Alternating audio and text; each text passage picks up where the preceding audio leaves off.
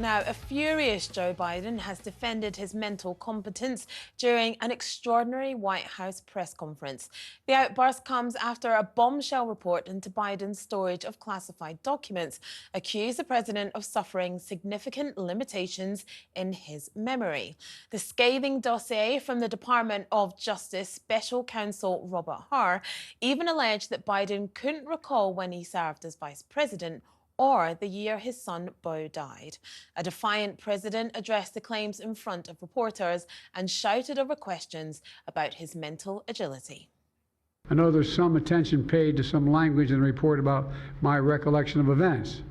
There's even reference that I don't remember when my son died. How in the hell dare he raise that?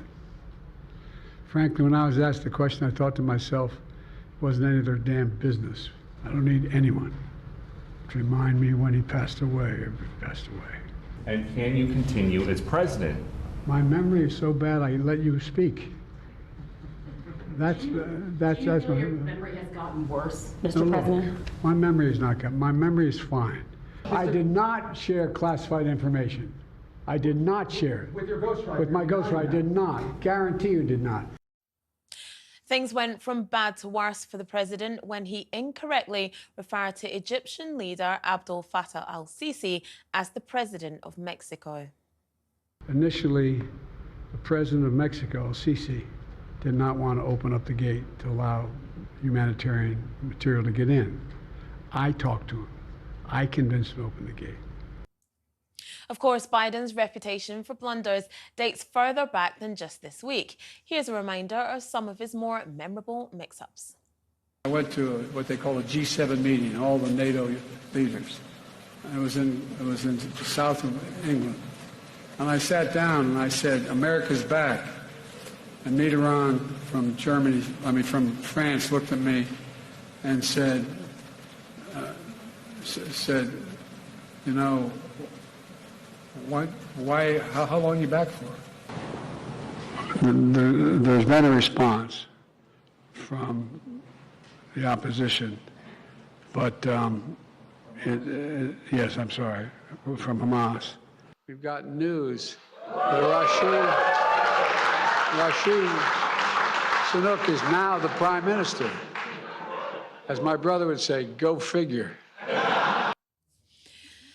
I mean, it's not horrible. It's not good. Yeah. And actually, it's uncomfortable to watch. It is horrible to watch. It's really uncomfortable to watch. Imagine for his family. Exactly. And this is the problem that I don't want his legacy to be this. He's clearly surrounded by yes people who are enabling him to carry on in this way when it's clear that he's not well. And I mean that with all due respect. Completely. All politics aside, this man should not be allowed to carry on because he is destroying his legacy. It's uncomfortable. It's embarrassing for him.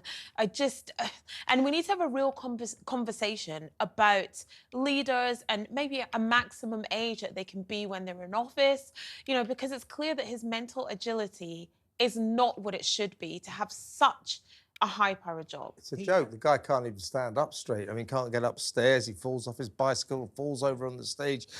This week, it's confused Mitterrand with Macron, Helmut Kohl with Angela Merkel, Mexico with Egypt, and the list goes on. And in that excruciating, there he goes falling over again, excruciating address about Hamas and the potential peace deal. He forgot the name of Hamas. The guy, his faculties have gone. This is a joke. And the problem is, there's two problems. The first problem is the Democrats. He's a stubborn old mule and he's determined to stand. And the Democrats don't have any mechanism to stop him doing this except persuasion.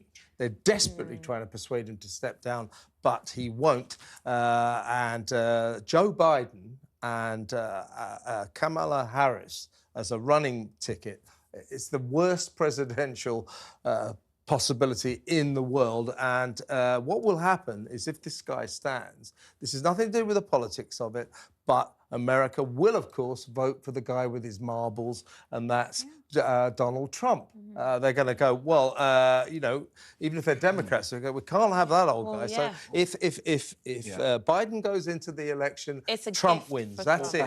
Or perhaps Nikki Haley, because it's not necessarily that Trump will be on all the ballot papers at the moment. The chaos in the United States. Nikki Haley is. Well, she's the second best. She's the only one left. It's not going to happen. I would like to see that. I think it will be Trump. Well, but Joe Biden has served his political purpose because he stemmed the rush for Bernie Sanders, so the sort of middle ground of the Democratic Party, shipped him in at the vital time. He has served his purpose, and America will thank him for that in the time of history as he moves on. But in his moments of clarity, there are moments of clarity. Obviously, we're picking out clips of him in his worst moments. When he was in the Irish Parliament, I mean, I was looking at him there. He was on form. This was his home ground, and he was talking about he's from America. He's not Irish. Well, he was talking about his Irish heritage. Yeah, they all talk about that. Even Obama did that. I mean, I'm not actually interested in his moments of clarity. But what I'm He's saying the is, president of the United States. And what I'm shouldn't saying have about that moments is of it wasn't clarity. It should exactly be clarity clear all the because time. it was based upon muscle memory.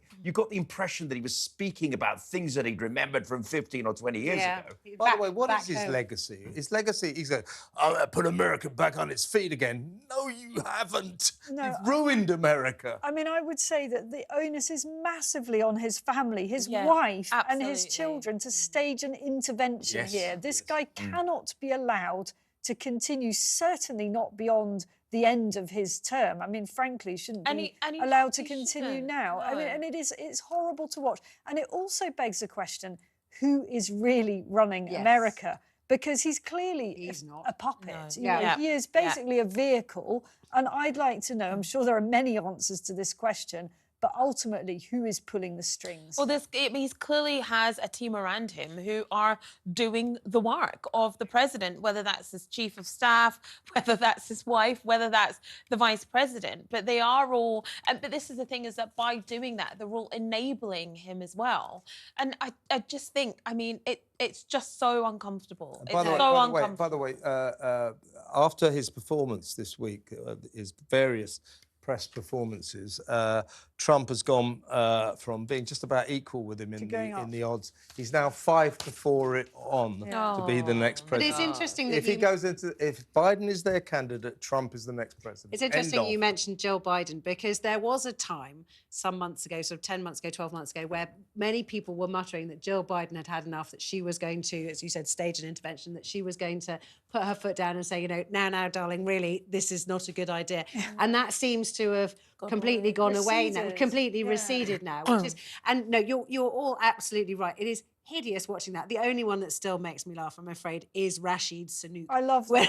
I mean, I still think of him as Rashid Sunook. What's the Rashid Sunook go figure? What does that mean? But I know. That was we were all like, go figure. I think what we're talking about there is racism. Yeah, right. Well, there is that. But by the way, you're right, Isabel. This has gone from, it used to be a comedy show. We all used to roar with laughter when he fell over, screwed up his statements. It's now sad to watch. It really is. But it couldn't happen here. There's absolutely oh my goodness, no absolutely way no way. If that was a Conservative no Party way. leader, Prime Minister, he Would would have have been stabbed in the back out a long time a million times by now. The only way that they can't, with the primaries coming, they can't, using the methods the Democratic Party have got, choosing candidate, they kind of can't undo it now, but they could at the convention. So there is an opportunity in August that they could pull the rug from under his feet. But he doesn't need any encouragement falling down. no. At all. Something needs to be done, though.